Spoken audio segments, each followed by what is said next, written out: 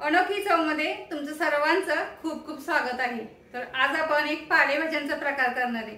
तर आजच्या रेसिपीचं नाव आहे लाल माठांच्या पानांची भाजी। आपण वेगवेगळ्या पालेभाज्या तर नेहमी खातो, पण अशा वेगवेगळ्या भाज्या सगळेच खातात असं काही नाही। जास्त आवडीचं प्रमाण म्हणजे मेथीची भाजी तर सर्वांना आवडते, पण अशा थोड्याशा वेगळ्या भाज्या आपण करून खाल्ल्या पण पाहिजे। आणि ह्या कशा गरमागरम भाकरी बरोबर किंवा चपाती बरोबर खाल्ल्या तर खूप छान लागतात। तर नक्की तुम्ही ट्राय करून बघा। म्हणजे स्वतःच्या मुलाला आवडत नाही भाजी, पण आता पर्याय नाहीये। तर आता कशी बनवतात आपण व्हिडिओ स्टार्ट करूया।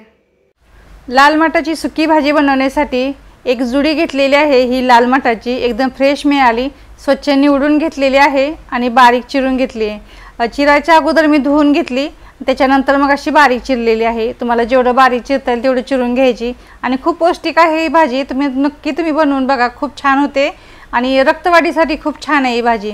आणि ही बनवण्यासाठी आपल्याला साहित्य काय लागणार आहे ते बघूया। 8 ते 10 पाकळ्या लसूण मी ठेचून घेतलेला आहे। लसूणचं प्रमाण थोडं जास्त घ्यायचं म्हणजे छान होते भाजी। आणि 2 हिरव्या मिरच्या मी अशा छोटे छोटे काप करून घेतलेले आहेत। तिखटचं प्रमाण तुमच्या आवडीनुसार कमी जास्त करू शकता। अजून साहित्य बघायचे, मोठ्या आकाराचा एक कांदा बारीक चिरून घेतलेला आहे आणि दुसरं साहित्य आपण काय टाकत नाही। आणि 2 ते 3 चमचे शेंगदाण्याचं कूट मी भाजून घेतलेलं आहे आणि ह्याच्यामध्ये ॲड करायचं आहे। चवीनुसार मीठ घेतलेलं आहे। शेंगदाण्याच्या कुटाऐवजी तुम्ही ओल्या खोबऱ्याचा सुद्धा वापर करू शकता, जे तुम्हाला आवडेल ते घेऊ शकता। आता ही भाजी बनवण्यासाठी मी कढई ऑलरेडी ठेवलेली आहे आणि 4 ते 5 चमचे तेल घेतलेलं आहे। तेल व्यवस्थित गरम होऊन द्यायचं। तेल सुद्धा गरम झालेलं आहे। तर ह्या तेलामध्ये पहिला आपल्याला लसूण टाकायचा आहे। लसूणचा कलर असा छान लालसर झाला पाहिजे, म्हणजे भाज्या सुद्धा छान होतात।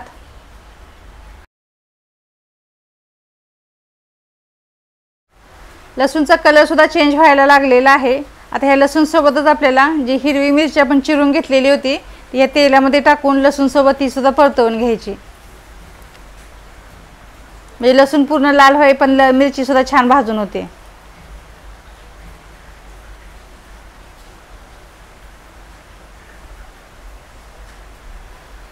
लसूण आणि मिरची दोन्हींचा कलर असा छान असा चेंज झालेला आहे। कलर पण किती छान आलाय बघा लसूणचा। हे भाजीमध्ये मध्ये मध्ये खायला खूप छान लागतो। आता जो आपण बारीक चिरून घेतलेला कांदा आहे तो कांदा घ्यायचा आणि छान असा परतवून घ्यायचा। तर कांद्याचा कलर सुद्धा चेंज झाला पाहिजे, तो पण आपण परतवत राहायचं, म्हणजे गोल्डन ब्राऊन झाला पाहिजे कांद्याचा कलर। आता कंटिन्यू परतवून घेऊया। बघा कांद्याचा कलर सुद्धा चेंज झालेला आहे। आता आपण जी भाजी चिरून घेतलेली होती ती ह्याच्यामध्ये टाकूया फोडणीमध्ये आणि परतवून घेऊया।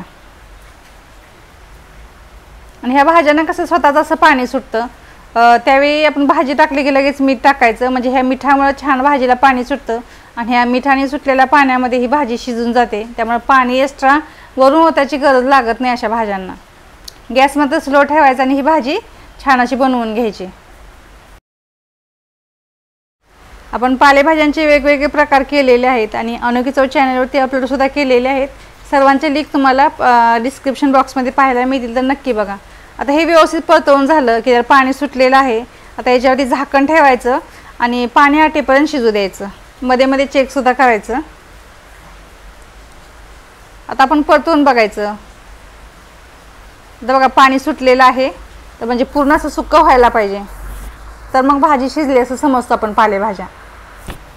आता परतवून झाले की परत झाकण ठेवायचं आणि शिजू द्यायचं।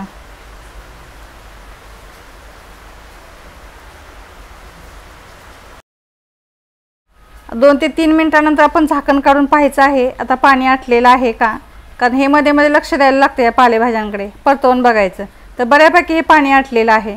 आता ह्या स्टेजला आपल्याला काय करायचं आहे, ते जाडसर वाटलेलं शेंगदाण्याचं कूट आहे ते टाकायचं आणि परतवून घ्यायचं।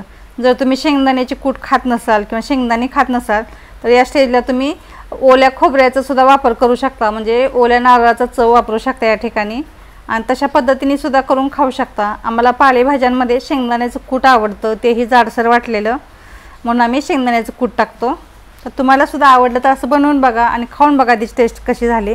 2 मिनटं फक्त आपण झाकण ठेवलेलं होतं। आता एकदा परतवून बघूया। आता मस्त असं सुक्कं झालेलं आहे आणि लाल माठाची सुकी भाजी आता तयार झालेली आहे। ही भाजी तुम्ही चपाती बरोबर किंवा भाकरी बरोबर खाऊन बघा, खूप छान होते। किती छान झाली आहे बघा। ही तयार झालेली भाजी एका प्लेटमध्ये आपण सर्व करूया। या अगोदर मी लाल मटाच्या वड्या कशा बनवायच्या त्याचा व्हिडिओ अपलोड केलेला आहे, खूप सुंदर झालेले आहे। तर तो व्हिडिओ सुद्धा तुम्ही नक्की बघा। आणि ही आजची भाजी जर माझी आवडली असेल तर व्हिडिओला लाईक करा आणि शेवटपर्यंत व्हिडिओ बघितला त्याबद्दल तुमचं सर्वांचं मनापासून खरंच खूप खूप धन्यवाद।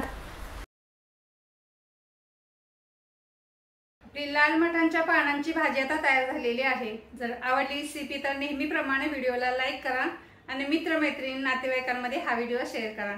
चॅनलला नवीन असाल तर सबस्क्राइब करा, त्याच्याच बाजूला बेल आयकॉन आहे त्याच्यावर क्लिक करा। आपण असंच पुन्हा भेटूया अशीच एखादी वेगळी रेसिपी घेऊन। तोपर्यंत गुड बाय।